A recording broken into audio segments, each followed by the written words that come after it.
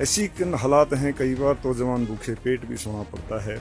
मैं सुबह का नाश्ता आपको दिखाऊंगा जो कि एक पराठा मिलता है जिसमें ना कुछ भी नहीं है, ना अचार है, ना सब्जी है, सिर्फ चाय के साथ। दोपहर का खाना मैं आपको दिखाऊंगा कंटिन्यू दाल जो है जिसके अंदर सिर्फ हल्दी और नमक होगा, उसके सिवाय कुछ नहीं होगा। रोटियों की हालात भी दिखाऊंगा। मैं फिर कह रहा हूँ, भारत सरकार सब कुछ देती है, भारत सरकार के सब कुछ आता है, स्टोर भरे पड़े हैं, लेकिन वह सब बाजार में चला जाता है। कहाँ जाता है, कौन बिक्री करता है, इसकी जांच होनी चाहिए।